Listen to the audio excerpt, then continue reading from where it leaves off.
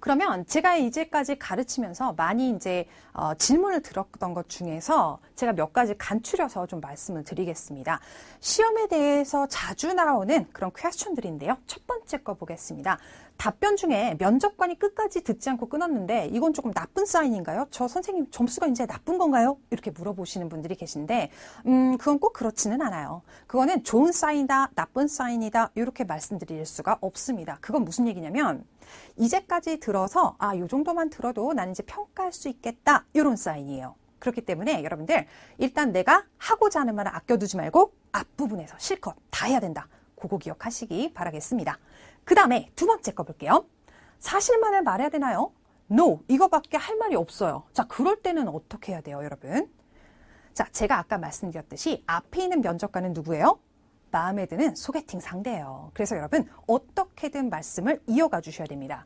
꼭 사실만 얘기할 필요 없고요. 논리적으로 근거를 댈 만한 요소가 많은 부분, 그쪽으로 이야기를 해주시면 돼요. 아까 제가 말씀드린 것 중에서 자신 있는 주제, 내가 관심 있는 주제, 그런 것들을 조금 연습해놔도 괜찮다라고 말씀드린 거 기억나실 거예요. 자, 요거는 노외에 할 말이 없는 경우들이 간혹 있습니다. 당신의 이웃에 대해서 말해보세요. 여러분들 옆집에 누구 사는지 알고 계세요? 요새는 많이 모르실 거예요. 특히 아파트 생활하고 이러시면 잘 모르실 겁니다. 저 같은 경우는 이웃이 없었어요. 왜냐면 저는 그 당시 오피스텔 살고 있었는데 맞은편은 회계법 및 밑에 층은 결혼정보회사인가? 아무튼 뭐 그랬어요. 그렇기 때문에 이웃이 아예 없었습니다. 그래서 저 이웃 없는데요. 이렇게 대답하시면 어때요? 파트 2는 점수가 거의 제로다라고 보시면 되겠습니다. 우리가 그렇게 만들 수는 없죠? 그래서 저는 이렇게 만들어냈어요. 옆집에는요, 요가 인스트럭터가 살고 있는데요. 저한테 헬스 어드바이스를 굉장히 많이 해줍니다. 그 당시에 제가 약간 요가를 하고 있었어요. 살을 좀 빼야 되겠다. 그렇게 해서.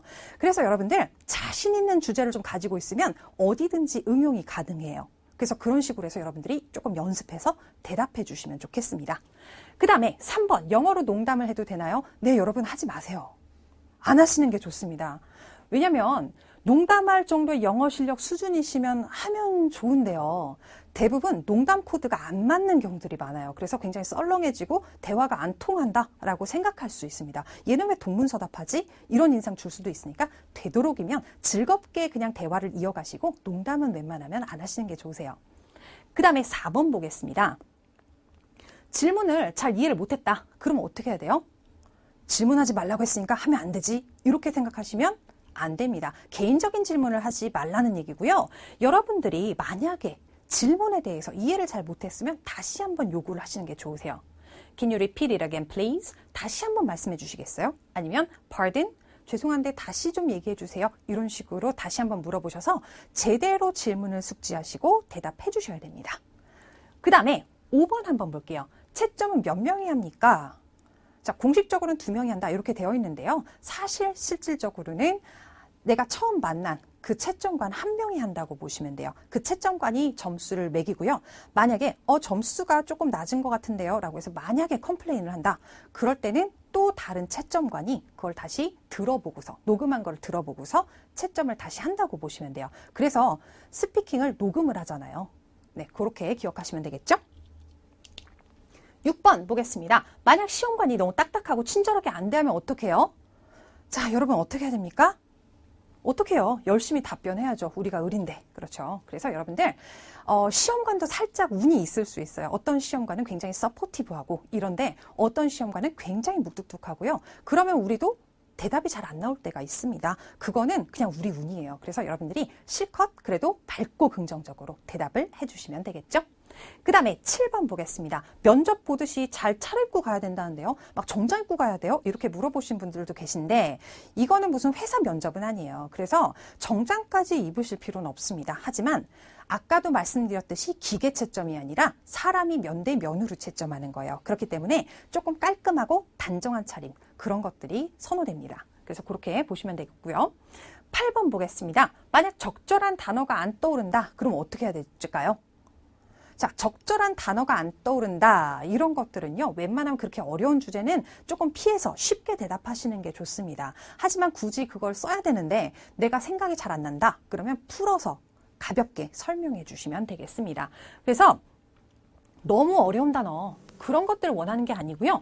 아까 말씀드렸듯이 전달력 그리고 대화의 흐름 이런 것들이 일단은 1번이라고 보시면 돼요. 대화가 즐겁게 잘 흘러가느냐 그게 1번이에요. 그렇기 때문에 여러분들이 기억이 안 나면 풀이해서 말씀하셔도 얼마든지 괜찮아요. 한국말의 특징에 대해서 얘기해 보세요 라고 하실 때 여러분들 한국말 특징 중에서 가장 두드러지는 게 있죠? 뭡니까? 존칭. 그렇죠. 존댓말 이런 것들이에요. 존댓말은 우리나라에서는 두드러진데 다른 나라에서는 사실 딱히는 없는 경우들이 많아요. 그래서 존댓말을 얘기하고 싶은데 존댓말 뭐라고 합니까? honorific이라고 얘기해요. 하지만 여러분들 honorific 이런 단어를 외우고 다니시는 분들이 많지는 않으실 것 같아요. 그래서 우리가 풀어서 얘기할 수 있겠죠? 어떤 식으로요? terms of respect. 존경하는 그런 단어요. 존경을 나타내는 단어요. 이런 식으로 여러분들이 풀이해 주셔도 괜찮습니다.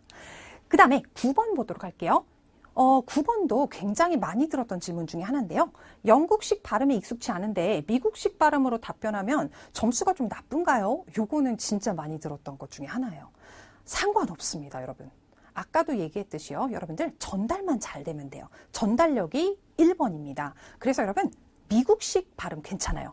영국식, 호주식 좋습니다. 캐나다식 좋고요. 남아공식 다 좋습니다. 여러분들이 전달만 제대로 되시면 되니까요. 발음은 너무 걱정하지 마시고 전달이 잘 되게끔만 그렇게 연습해 주시면 되겠습니다. 발음 연습할 때 가장 좋은 건요. 원어민의 음성을 들으면서 그대로 같이 한번 따라 읽는 거. 그 연습은 꼭 한번 해주시기 바라겠습니다. 자, 여러분 오늘 그래서 스피킹 테스트에 대해서 제가 조금 안내를 해드렸습니다. 어떠세요? 조금 궁금증이 풀린 것도 있고요. 아, 이거는 또 어떨까라고 또 다른 궁금증이 생기는 것도 있으실 텐데요. 여러분들이 궁금증이 있는 거는 게시판에 남겨주시면 제가 답변을 드리도록 하고요. 그 다음에 다음 시간부터 계속해서 제가 차근차근 설명을 드릴 테니까요. 잘 따라오시면 여러분들 무리 없이 원하는 점수 받으실 수 있을 것입니다. 네, 여러분들 수고하셨고요. 다음 시간에 또 뵙도록 할게요. 수고하셨습니다.